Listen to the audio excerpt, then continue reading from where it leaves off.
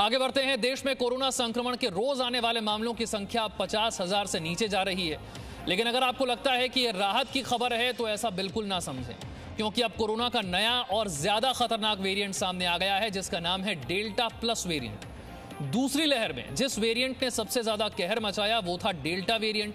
अब delta plus के नाम से यह नया खतरा सामने आ गया है और देश में डेल्टा प्लस के अभी तक 22 केस सामने आ चुके हैं और ये सभी मामले हैं केरल, मध्य प्रदेश और महाराष्ट्र में। स्वास्थ्य मंत्रालय के मुताबिक नए वेरिएंट पर कोरोना एंटीबॉडी कॉकटेल की दवा भी बेअसर है। डेल्टा प्लस कितना खतरनाक है इसका अंदाजा आप ऐसे लगा सकते हैं कि यह संक्रमण फेफड़ों में जाकर चिपक जाता है और बहुत तेजी से शरीर पर असर करता है।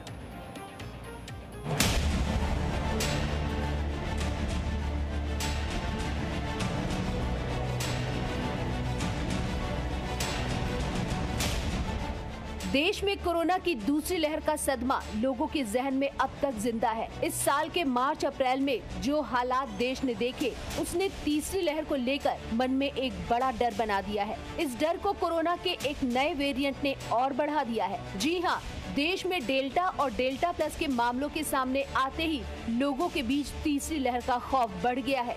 अब तक देश के 3 राज्यों में डेल्टा प्लस वेरिएंट का मामला सामने आ चुका है। महाराष्ट्र में इस वेरिएंट के 21 मामले सामने आए हैं, जिसमें रत्नागिरी से 9, जलगांव से 7, मुंबई से 2, पालघर, सिंधुदुर्ग और ठाणे में एक मामला सामने आया है। जिसके बाद महाराष्ट्र में कोरोना के रोजाना मामलों की संख्या अचानक बढ़ गई। सोमवार को जहां 6,270 मामले आए थे, वो मंगलवार को बढ़कर 8,470 तक पहुंच गए, यानी कुल 2,200 नए मामले बढ़ गए। ऐसे ही कोरोना से होने वाली मौतों की संख्या भी 24 घंटे में दोगुनी हो गई। सोमवार को जहां 94 मरीजों की मौत हुई थी, वहीं मंगलवार को 188 मरीजों की कोरोना से मौत हो गई। ऐसे में ये सवाल उठने लगा है कि क्या डेल्टा प्लस वेरिएंट का संक्रमण महाराष्ट्र में फैलना शुरू हो गया है? तो अब तक आपने डेल्टा वेरिएंट के बारे में सुना था, अब डेल्टा प्लस सामने आ गया है। तो डेल्टा प्लस ये वेरिएंट ऑफ कंसर्न क्यों है? डेल्टा प्लस वेरिएंट क्या है? इससे कितना खतरा हो सकता है और इससे भारत बच कैसे सकता है? क्या ये तीसरी लहर के लिए जिम्मेदार होगा? ये समझने के लिए हमारे साथ 3 खास मेहमान जुड़ गए हैं। डॉक्टर राकेश गुप्ता हमारे साथ है, जो कि डायरेक्टर हैं government institute of medical sciences greater Noida के। डॉक्टर सुरुचि शुक्ला हैं, जो कि वायरोलॉजिस्ट हैं। डॉक्टर कौशल कांत, एसोसिएट डायरेक्टर फोर्टिस अस्पताल के, हमारे साथ जुड़ रहे हैं। बहुत बहुत स्वागत है सर आपका। सबसे पहले डॉक्टर कौशल कांत, जरा समझाइए, अब तक तो हम डेल्टा के बारे में जानते थे, अब ये डेल्टा प्लस, ये नया वेरिएंट क्या है और एक आम व्यक्ति जो इस वक्त हमें देख रहा है उसे आप कैसे समझाएंगे? क्या ये कोरोना का एक नया खतरनाक रूप है? क्या ये पहले से ज्यादा संक्रामक है, ज्यादा तेजी से फैलता है और ज्यादा घातक होने वाला है? देखिए, अभी जो सेकेंड वेव अभी खत्म हुई, जिसने पूरे हिंदुस्तान में और पूरे वर्ल्ड में जो क्राइसिस मचाई थी, वो डेल्टा वेरिएंट था। डेल्टा वेरिएंट के बाद ये डेल्टा प्लस जो वेरिएंट आया है, ये वायरस की जो स्पाइक प्रोटीन होती है उसमें एक म्यूटेशन हुआ है और जिसके बाद से ये नया डेल्टा प्लस वेरिएंट आया है। करीब 9 देशों में ये पाया गया है। इंडिया में अभी पता चला है कि लगभग 22 पेशेंट्स में पॉजिटिव आया है। इसमें जो सबसे खतरनाक बात यह है कि जो एक कॉकटेल, एंटीबॉडी कॉकटेल आई थी, ये उसको बाईपास करता है, क्योंकि इसमें म्यूटेशन स्पाइक प्रोटीन वो प्रोटीन होती है जिससे वायरस बॉडी में जा करके सेल के अंदर घुसता है और रेप्लिकेट करता है, अपने को मल्टीप्लाई करता है।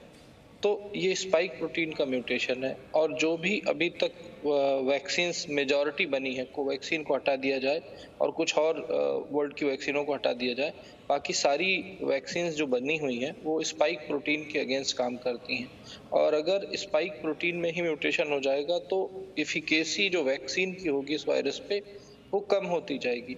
यही वजह है कि डेल्टा प्लस वेरिएंट से मतलब फ्यूचर में प्रॉब्लम हो सकती है। और जैसा कि हम सब प्रेडिक्ट कर रहे थे कि थर्ड वेव तो आनी है, ये बात सही है, लेकिन थर्ड वेव आने का जो टाइम सोचा जा रहा था, ये करीब नवंबर, दिसंबर, जनवरी तक आएगी। लेकिन अगर ये डेल्टा प्लस वेरिएंट जिस तरीके से बढ़ रहा है, अगर ये तेजी से बढ़ा तो हो सकता है हमें अक्टूबर, नवंबर तक का टाइम ना मिले, हो सकता है 2 से 3 महीने में ही, यानी सितंबर या अक्टूबर तक ही थर्ड वेव आ जाए। और इसके लिए मुझे लगता है कि सरकार को, जैसे कि देखा गया महाराष्ट्र में सबसे ज़्यादा केस पाए गए हैं, अमरावती में बहुत ज़्यादा केस पाए गए हैं, तो यहाँ पे डेल्टा प्लस वेरिएंट की कॉन्ट्रैक्ट ट्रेसिंग, जिसमें भी डेल्टा प्लस वेरिएंट पाया गया है, उनकी कॉन्ट्रैक्ट ट्रेसिंग बहुत इंपॉर्टेंट है। और महाराष्ट्र में स्पेशली देखा गया कि जो भी नए वेरिएंट आते हैं वो बहुत तेजी से पूरे देश में फैलते हैं। तो महाराष्ट्र में पर से जो जेनेटिक सीक्वेंसिंग होनी चाहिए उसका नंबर जो रेशियो है उस रेशियो को बढ़ाना चाहिए, क्योंकि अगर 100 पेशेंट्स का हम सैंपल कलेक्ट करते हैं तो उसमें से करीब 3 से 5 पेशेंट्स का हम जेनेटिक सीक्वेंसिंग करते हैं।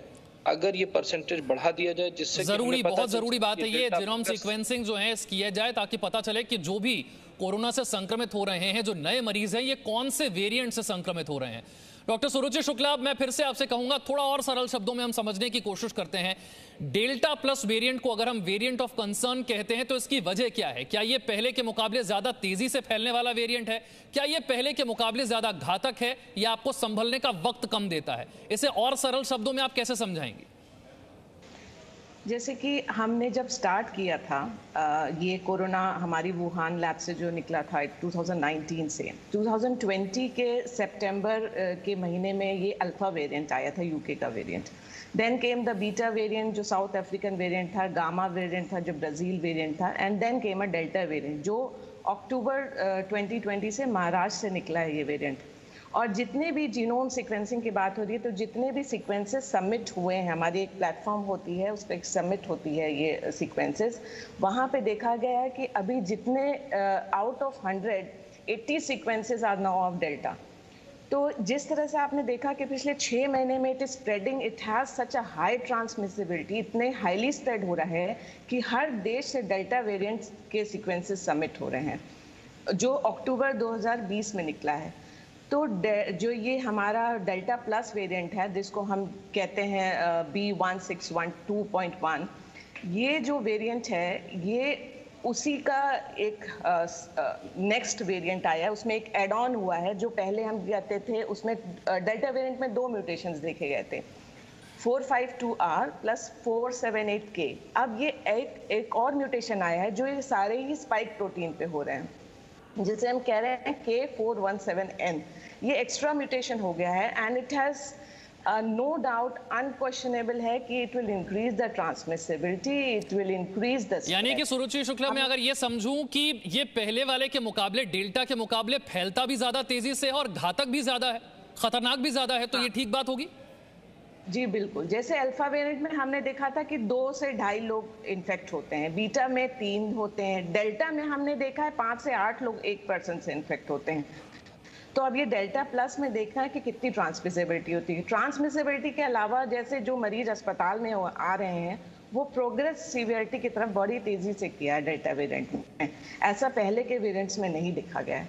तो ये this is escaping our immune response very fast and how it will respond delta plus variant, how will it respond, it's still to see, but yes it is a matter of concern and interest also.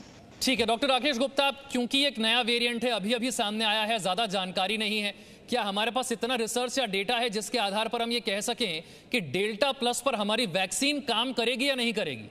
Vaccine इससे बचा पाएगी या नहीं बचा पाएगी? धन्यवाद।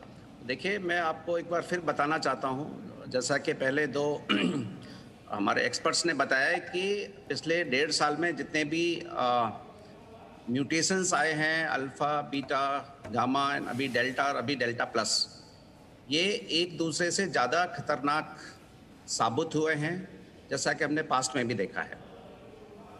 जितने भी म्यूटेशंस हुए हैं उसके बाद जो वायरस है वो ज़्यादा स्मार्ट हो गया है, वो ज़्यादा तेज़ी से स्प्रेड करता है, ज़्यादा घातक भी हो गया है। ये हमने डेल्टा में भी देखा है।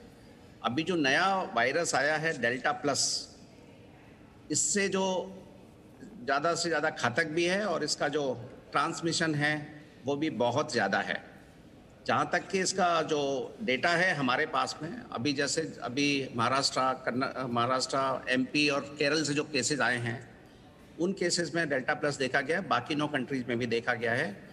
इसके जो असर हैं जो अभी सामने आए हैं इन पेशेंट्स में, they are bypassing the monoclonal antibody response also, पे जो दवाई एक अच्छी आई थी वो भी इसमें काम नहीं कर रही है।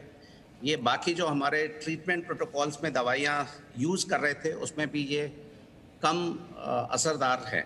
इसके साथ ही साथ जो वैक्सीन्स भी हमने देखा है, जो अभी हमारे दोनों वैक्सीन्स बने हैं, इसके साथ हमारे पास अभी पूरा डेटा नहीं है, लेकिन जो भी डेटा है उस डेटा में, क्योंकि इसमें जो म्यूटेशंस हैं ये स्पाइक प्रोटीन्स में होता है, तो इसमें जो असर देखा गया है अभी तक, जो विदेशों से जो भी हमारे पास डेटा आया है, कि जो भी mRNA वैक्सीन्स हैं वो करीब 80% इफेक्टिव है, और जो वायरल वेक्टर वैक्सीन्स हैं वो करीब 66%, 60 से 66% इफेक्टिव हैं।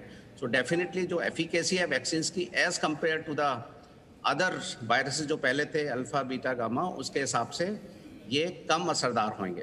तो हमें सबको एक ध्यान देने की ज़रूरत है कि हम जो भी अभी अगर कम हुआ है संक्रमण, तो इसको हम लाइटली ना लें। जो भी कोविड अप्रोप्रिएट बिहेवियर जो हम लोग शुरू से बताया है कि वायरस से बच सकते हैं, तो वो हमें जरूर बिल्कुल आपने ठीक कहा, कोविड अप्रोप्रिएट बिहेवियर आपको बचा सकता है। लेकिन डॉक्टर कौशल कांत, ट्रांसमिशन ये वैज्ञानिकों के लिए और डॉक्टरों के लिए भी एक चिंता का विषय बन जाएगा, क्योंकि अब हम देश को एक बार फिर अनलॉक कर रहे हैं और अनलॉक के साथ ही हम डेल्टा प्लस जैसे वेरिएंट को भी देख रहे हैं।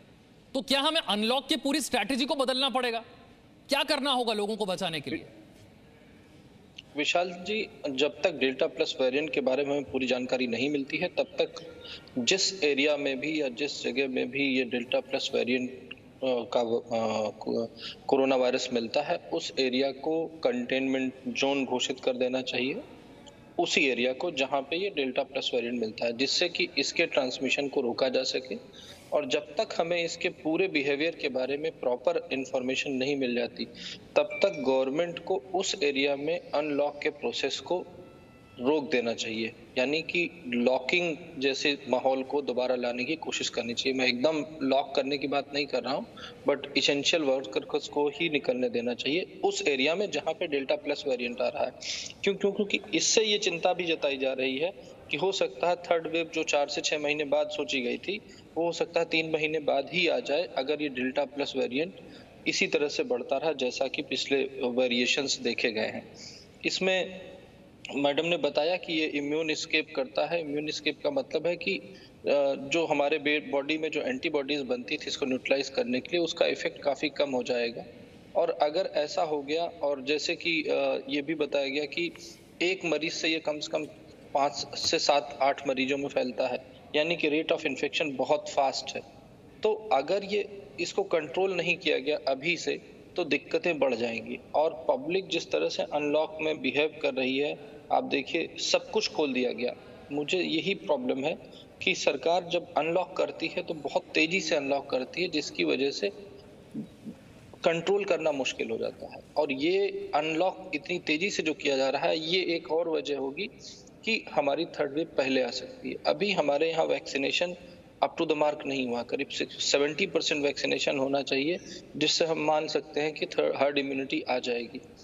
तो हमें किसी भी तरह से इस थर्ड वेव अगर कोई मतलब इसकी वजह से आनी है, तो इसको हमें डिले करने की कोशिश करनी चाहिए कि कम से कम वो जनवरी के बाद आए, जिससे उसका पीक कम हो।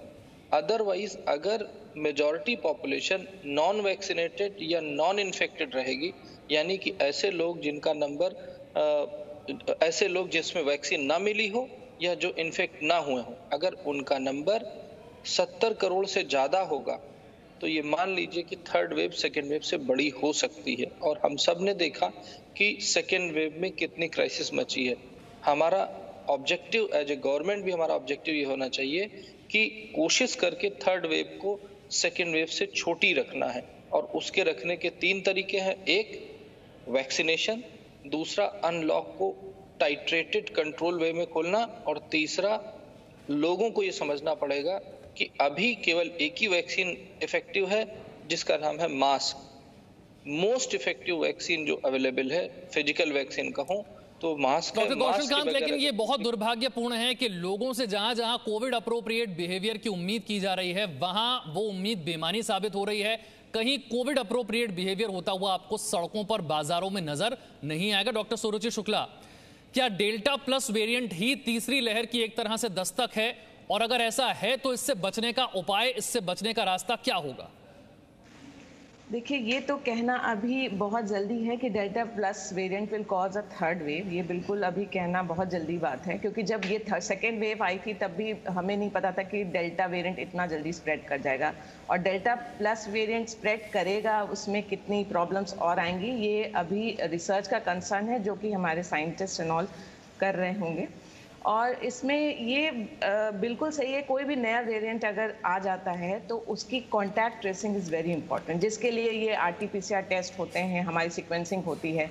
तो जिन जिन स्टेट्स में ये आ गए हैं केसेस, उनको बिल्कुल कंटेनमेंट जोन करके उनका स्प्रेड रोकने की कोशिश करना चाहिए। जैसे हमने देखा है कि delta plus variant is already site हो रहा है, 9 देशों से साइट होना शुरू हो चुका है, तो ये स्प्रेड तो कर रहा है। लेकिन हमारी कंट्री में अभी सिर्फ 3 स्टेट से ही मिला है, तो हम अपनी कंट्री का अगर देखें तो इन 3 स्टेट्स में कंटेनमेंट जोन्स बहुत स्ट्रिक्ट होने चाहिए, अनलॉकिंग भी बड़ी अलग ढंग से इनकी होनी चाहिए, और एक एक केस की पीछे बैक ट्रेसिंग जिसे हम कहते हैं, कॉन्टैक्ट ट्रेसिंग, वो ज़रूर होनी चाहिए, ताकि उनके जितने भी मामले हैं उनको आइसोलेट करके रखा जा सके और स्प्रेड रोका जा सके। बहुत बहुत शुक्रिया सभी खास मेहमानों का हमारे साथ चर्चा में जुड़ने के लिए। तो जैसा सभी ने कहा कि सबसे इफेक्टिव तरीका, सबसे प्रभावी तरीका इस वायरस से बचने का है, वो है सोशल डिस्टेंसिंग और मास्क लगाना। कोविड अप्रोप्रिएट बिहेवियर को हमें जारी रखना है। Presenting B News app available on Google Play and App Store. Download it now.